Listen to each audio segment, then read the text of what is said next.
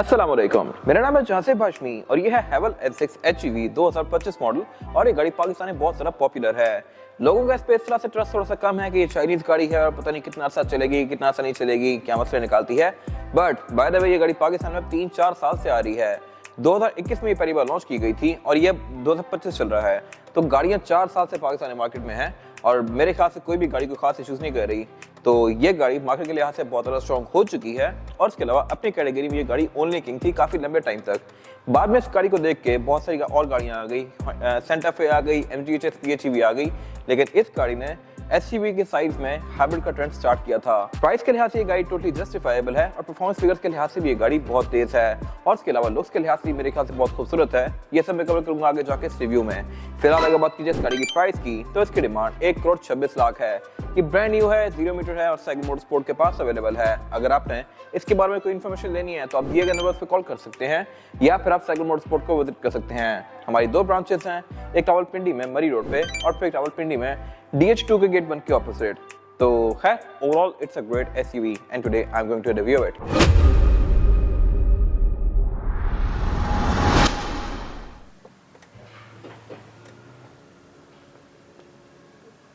और अब अगर बात कीजिए इस गाड़ी के एक्सटीरियर की तो लुक्स के लिहाज से भी ये गाड़ी काफी फ्यूचरिस्टिक लगती है।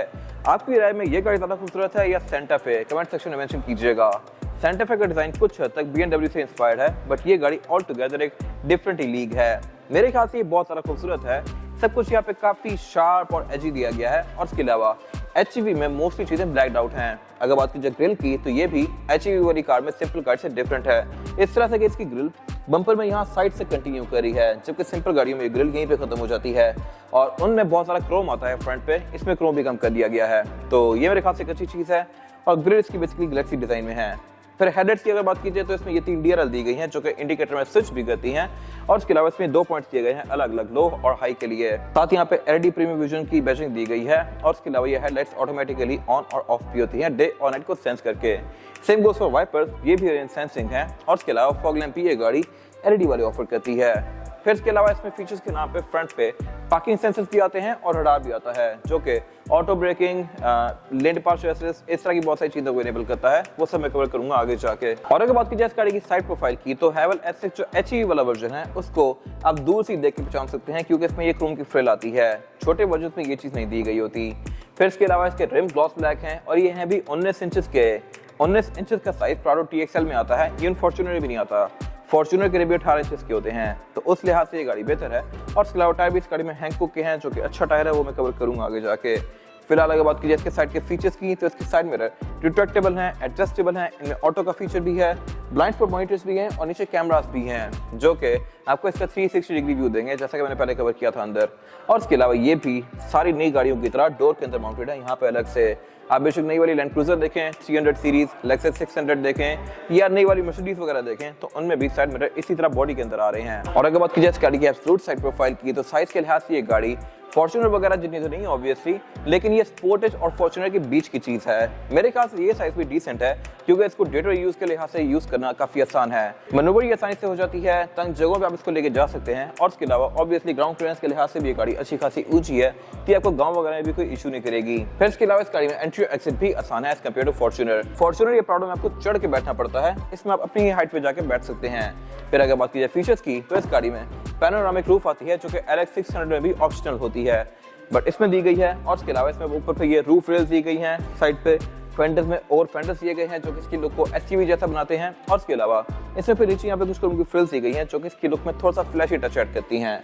बाकी इसमें यहाँ पे ऑलमोस्ट सब कुछ ही ब्लैक्ड आउट है। और अगर बात की जाए इस गाड़ी के रेयर एंड की तो ये भी पूरी ही गाड़ी की तरह फ्यूचरिस्टिक है और मोस्टली गाड़ी से स्टैंड आउट करता है क्योंकि इस पे बैक पे जो टेल लाइट है ये एंड टू एंड कंटिन्यू कर रही है। ऐसी टेल लाइट्स वैसे आपको यूजुअली पोर्शे या ऑडीज में देखने को मिलती है बट अब ये भी ऑफर कर रही है। और इसके अलावा फिर यहाँ पे फीचर्स भी डिसेंट हैं, इस तरह के यहाँ पार्किंग सेंसर्स दिए गए हैं, टेलगेट्स में पावर्ड है जो कि अनलॉक करने पे ऑल द वे अप जाएगा। बाकी अगर बात की ट्रंक कैपेसिटी की तो ये भी इसकी अच्छी खासी स्पेशियस है। यहाँ पे आप 4 से 5 लोगों का लगेज इजीली रख सकते हैं और इसकी रेयर बेंचेस भी आप फोल्ड करके इसकी ट्रंक कैपेसिटी को और ज्यादा स्पेशियस बना सकते हैं। फिर इसके अलावा नीचे यहाँ पे इसकी टूल किट दी गई है। स्पेयर टायर गाड़ी ऑफर नहीं करती क्योंकि यहाँ पे इसका बैटरी पैक है। टेलगेट की हाइट को आप एडजस्ट कर सकते हैं, इस पे मैंने गाइड्स ऑलरेडी बनाई हुई हैं जो कि आप जाके मेरे पेज पे देख सकते हैं। और इसके अलावा अगर बात कीजिए एग्जॉस्ट की तो इसमें यहाँ पे एक ही आता है नीचे लेफ्ट पे। HEV में एक चीज डिफरेंट है और वो है इसका ये स्पॉइलर। सिंपल वाली गाड़ी में स्पॉइलर के अंदर एक ही ब्रेक लैंप आता है जो कि लंबा होता है और काफी चौड़ा होता है, जबकि इस कार के केस में ये 4 अलग अलग एलईडीज दी गई हैं जो कि डिस्टिंक्टिव है बाकी किसी भी वर्जन से और शो करवाती हैं कि ये गाड़ी एचईवी है। और यही चीज इसके अंदर 360 कैमरा से भी शो होती है। तो यहाँ मेरे ख्याल से हैवल ने अच्छा काम किया है, नाइस एंड शेडो डिटेल। और अगर बात की इसके अगले इंटरेस्टिंग एरिया की तो वो है इसका इंटीरियर में ये गाड़ी 2 कलर टोन्स ऑफर करती है।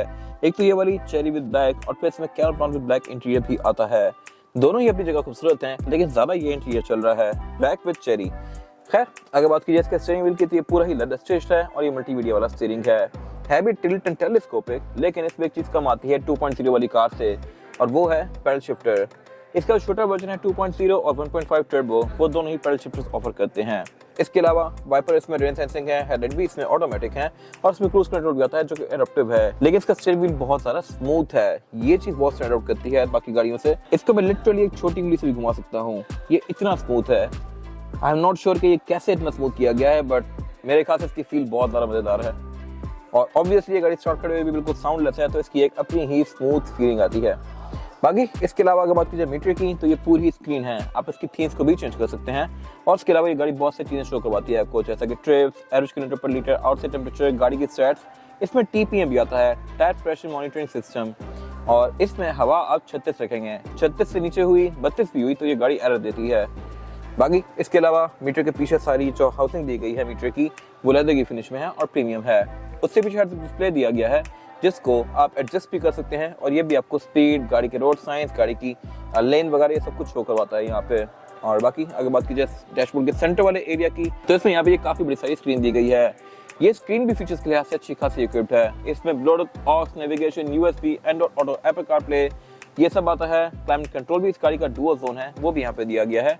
लेकिन इस गाड़ी में एक चीज थोड़ी सी वियर्ड है और वो ये है कि इसकी फ्रंट दोनों सीट्स वेंटिलेटेड हैं, हीटेड नहीं है, जबकि मेजॉरिटी गाड़ियों में सीट्स हीटेड होती हैं, वेंटिलेटेड नहीं होती। वेंटिलेशन वाला फीचर थोड़ा ज्यादा महंगा है क्योंकि इसमें प्रॉपर फैंस लगाए जाते हैं और सीट्स को परफोरेटेड बनाया जाता है। इसमें महंगे वाला काम कर दिया गया है, सस्ते वाला काम नहीं किया गया। I am not sure why. बाकी इसके अलावा ये स्क्रीन काफी रिस्पॉन्सिव है, इसकी भी आप थीम्स को चेंज कर सकते हैं। और फिर नीचे ये एयरवेंट्स वगैरह दिए गए हैं और इसमें एम्बिएंट लाइटिंग भी आती है S6 HEV में। छोटे वर्जन एम्बिएंट लाइटिंग ऑफर नहीं करते। इसमें यहाँ डैशबोर्ड में और डोर्स में दी गई है light, nice and shadow detail. बाकी इसके अलावा सारा ही डैशबोर्ड लेदर की फिनिश में है। नीचे कुछ फिजिकल बटन दिए गए हैं इन्हीं कंट्रोल्स वगैरह के लिए और उससे नीचे इसका वायरलेस चार्जर दिया गया है। वायरलेस चार्जर भी इसकी बहुत ज्यादा फास्ट नहीं है। गियर सिलेक्टर इसका रोटरी डिजाइन में है, इसको आप डिफरेंट गियर्स में इससे घुमा के स्विच कर सकते हैं, बट ये जितना मर्जी आप घुमाना चाहें घूमता रहेगा। रेंज रोवर्स वगैरह में जिसमें इस तरह के गियर्स आते हैं उनमें गियर अगर डी के बाद जाके कोई आगे सिलेक्शन नहीं है तो वो रुक जाएगा, फिक्स हो जाता है, वो उससे आगे नहीं घूमता। वो चीज़ थोड़ी ज़्यादा प्रीमियम फीलिंग देती है, बट इसमें वो नहीं दी गई। लेकिन प्राइस पॉइंट के देखते हुए मेरे ख्याल से इट्स ओके। जैसे आप इसका रिवर्स लगाएंगे तो ये गाड़ी 360 डिग्री कैमरा सेटअप ऑन कर देती है और इसके भी 2 मोड्स हैं, 2D और 3D। 3D में आप इस गाड़ी के आसपास इसको घुमा सकते हैं और इसके अलावा अगर आप बैक पे जाएं तो इसका जो ये रेयर स्पॉइलर दिया गया है वो भी HEV वाली कार में HEV वाला ही है। तो हैवल ने बेसिकली इस लेवल पर जाके काम किया है। अब ये एनिमेशन बेसिकली एक ही बना सकते थे हर वर्जन के लिए, लेकिन इन्होंने डिफरेंट स्पॉइलर के लिए डिफरेंट एनिमेशन बना के इसके अंदर इंस्टॉल की है। और जैसे आप लाइट्स बंद करेंगे तो इसकी लाइट्स बंद भी हो जाएंगी। अगर मैं लाइट्स ऑन करता हूँ तो ये यहाँ पे ऑन लाइट शो करी है, ब्रेक दबाने पे भी ये ऑन लाइट शो करती है। Nice attention to detail. खैर इसके अलावा पार्किंग ब्रेक यहाँ पे इलेक्ट्रॉनिक दी गई है, कप होल्डर्स वगैरह दिए गए हैं साइड पे। सेंटर कंसोल स्पेस के लिहाज से डिसेंट है। और अगर बात कीजिए सीट्स की तो ये भी लुक्स के लिहाज से काफी खूबसूरत हैं और है भी कंफर्टेबल। जैसा कि मैंने पहले मेंशन किया ये परफोरेटेड हैं, इसमें वेंटिलेशन आती है और ये सीट्स हैं भी फ्रंट पे दोनों ही इलेक्ट्रॉनिकली एडजस्टेबल। ड्राइवर की सीट में लंबा सपोर्ट भी आता है, यानी कि मैं इसकी सीट के नीचे वाले एरिया को इंफ्लेट डिफ्लेट कर सकता हूँ। और बाकी जो इस सेंटर कंसोल के नीचे वाला एरिया है यहाँ भी एक स्टोरेज पॉकेट दी गई है जहाँ पे पावर आउटलेट्स दिए हुए हैं ड्राइवर पैसेंजर दोनों के लिए। अगर बात कीजिए डोर्स की तो ये भी काफी मैसिव हैं और इसके अलावा ये ऊपर तो लेदर की फिनिश में है, लेकिन नीचे में चीप प्लास्टिक दिया गया है जो कि मेरे ख्याल से बेहतर हो सकता था। विंडोज की चारों भी सिंगल टैप वाली हैं, सिंगल टैप से fully roll down roll up होंगी। एम्बिएंट लाइटिंग भी यहाँ पे दी गई है और इसके अलावा यहाँ पे कुछ कंट्रोल्स दिए गए हैं इसके, जैसे कि down assist control, traction control वगैरह ड्राइवर के राइट साइड पे। फिर इसके अलावा जो इसकी वैनिटी मिरर हैं इनमें लाइट्स आती हैं जो कि इनको ओपन करने पर ऑटोमेटिकली ऑन और ऑफ होंगी। रेयर व्यू मिरर इसका ऑटो डिमिंग फीचर के साथ है। ऊपर यहाँ पे सनग्लास होल्डर दिया गया है। ये गाड़ी पैनोरामिक रूफ भी ऑफर करती है और इसके अलावा यहाँ कुछ खास है नहीं। और अगर बात की जाए इस गाड़ी में रेयर पैसेंजर्स के लिए सीटिंग कैपेसिटी की तो ये भी बैक पे डिसेंट है। लेगरूम का मेरे पास यहाँ पे बिल्कुल भी कोई इशू नहीं है। हेडरूम भी इसमें सफिशिएंट है और चौड़ाई के लिहाज से ये गाड़ी ठीक है, तो यहाँ पे 3 लोग कंफर्टेबली बैठ सकते हैं। 4 लोग आना चाहें तो वो भी आ जाएंगे, लेकिन फिर ज़्यादा कंफर्टेबल नहीं होंगे। बाकी इसके अलावा यहाँ पे अमेनिटीज भी डिसेंट है पैसेंजर्स के लिए। यहाँ पे एयर वेंट्स दिए गए हैं, पावर आउटलेट्स दिए गए हैं। सेंटर में ये गाड़ी सेंटर कंसोल भी ऑफर करती है, जिसको निकाल के मैं एज एन आर्मरेस्ट यूज कर सकता हूँ, और इसमें 2 कप होल्डर्स भी आते हैं। सीट्स में इसकी सीट बेल्ट दी गई हैं, आरसीएफ के पोर्ट्स दिए गए हैं, और बैक पे ये गाड़ी एयर बैग्स भी ऑफर करती है रेयर पैसेंजर्स के लिए। तो ये मेरे ख्याल से काफी अच्छी चीज है। फिर इसके अलावा रेयर विंडोज में कंपनी सीटेड आती हैं जैपनीज कार्स की तरह। और इसके अलावा यहाँ पे एक और फीचर भी अच्छा है, वो ये है कि ये जो फ्रंट लेफ्ट पैसेंजर की सीट है, इसको मैं यहीं से बैठ के आगे पीछे कर सकता हूँ। अब इसका यूज ये है कि यहाँ पे कोई बंदा बैठा हुआ है और फ्रंट पे कोई बंदा नहीं बैठा, तो यहीं से ही बैठ के सीट को आगे डैशबोर्ड तक पहुंचा सकता है और अपना लेग रूम बहुत ज्यादा स्पेशियस बना सकता है। तो ये चीज वैसे आपको काफी महंगी गाड़ियों में देखने को मिलती है, बट इतनी छोटी सी गाड़ी में भी ये चीज दी गई है। फिर बाकी यहाँ पे ऊपर पैनोरामिक रूफ टीवी है, जो कि पैसेंजर्स का व्यू और बेहतर बनाती है। Let's start with the engine of this car, जो कि इस गाड़ी का पावर यूनिट है और जिसकी वजह से ये गाड़ी बहुत ज्यादा स्टैंड आउट करती है मार्केट में। अब कहने को ये इंजन ऑन पेपर बहुत छोटा सा लगता है, सिर्फ 15 सीसी, इतनी बड़ी गाड़ी के लिहाज से, बट टेक्नोलॉजी बहुत ज्यादा इवॉल्व हो रही है और बड़ी बड़ी रेंज रोवर्स भी सिर्फ 2,000 सीसी होती हैं। ये इंजन 1500 है, टर्बो चार्ज्ड है और हाइब्रिड भी है। टर्बो चार्ज होने की वजह से इसकी पावर बहुत जबरदस्त है, हाइब्रिड होने की वजह से इसकी एवरेज बहुत जबरदस्त है। अगर बात की परफॉर्मेंस की तो ये गाड़ी 247 हॉर्स पावर प्रोड्यूस करती है, जो कि मैसिव है बॉडी साइज के लिहाज से। इवन फॉर्च्यूनर की हॉर्स पावर भी 201 है, तो वो इससे बड़ी एसयूवी होते हुए इससे कम पावर प्रोड्यूस कर रही है, जबकि ये उससे बहुत ज्यादा तेज है। और इसके अलावा फिर इसमें ट्रांसमिशन भी सीवीटी आती है, तो इसकी गियर शिफ्टिंग भी काफी स्मूथ है। फिर ये गाड़ी हाइब्रिड है, तो ये आपको एवरेज भी 20 प्लस की देती है, तो इसमें ऑल इन वन है, लाइक सब कुछ ही ऑफर करिए गाड़ी, एवरेज भी और परफॉर्मेंस भी। और इसके अलावा अब ये गाड़ी स्टार्ट खड़ी है, तो इसकी कोई साउंड ही नहीं है, ये भी एक जबरदस्त चीज है। राइड के लिहाज से ये गाड़ी बहुत स्मूथ है। फिर इसका इंजन बे भी नीटली पैक्ड है, प्रॉपर यहाँ पे इंसुलेशन दी गई है, कवरिंग्स दी गई हैं, बोनट के अंदर इंसुलेशन भी दी गई है, लेकिन ये बोनट स्टैंड से ओपन होता है।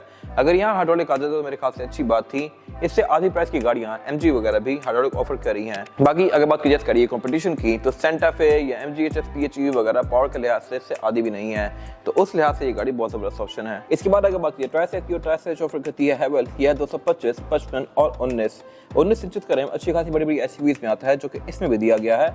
और एचईवी वाले वर्जन में रिम ऑल ब्लैक है।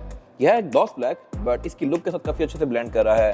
टायर इसमें हैंकॉक है, जो कि अगेन अच्छा टायर है और आपको 50-60 हज़ार किलोमीटर तक एक अच्छी राइड प्रोवाइड करेगा। फिर इस गाड़ी में कॉन्फ़िगरेशन डिफरेंट आती हैं। जो 1.5 टर्बो है, इसका सिंपल वर्जन बेसिक वाला, वो गाड़ी फ्रंट व्हील होती है। फिर 2000 सीसी टर्बो वर्जन आता है इसमें, वो गाड़ी ऑल व्हील ड्राइव होती है। फिर ये 1.5 टर्बो हाइब्रिड वर्जन आता है, जो कि टॉप ऑफ लाइन है। ये गाड़ी भी फ्रंट व्हील ड्राइव है, लेकिन पावर के लिहाज से ये बहुत इंसेन है एज कम्पेयर टू बाकी वेरिएंट्स। तो फुल फ्लोर करने पर ये गाड़ी वेस्ट काफी करती है, बट राइड के लिहाज से ये गाड़ी ओवरऑल डिसेंट है। ये था आज का रिव्यू। अगर आपको ये रिव्यू पसंद आया है तो रिव्यू को लाइक कीजिए, मेरे चैनल को सब्सक्राइब कीजिए, और अगर आपके पास इस गाड़ी से रिलेटेड कोई राय है तो उसको कमेंट सेक्शन में शेयर जरूर कीजिएगा, ताकि वो लोग जो ये गाड़ी लेने वाले हैं वो आपकी राय से फायदा उठा सकें। अपना ख्याल रखिएगा। Thank you.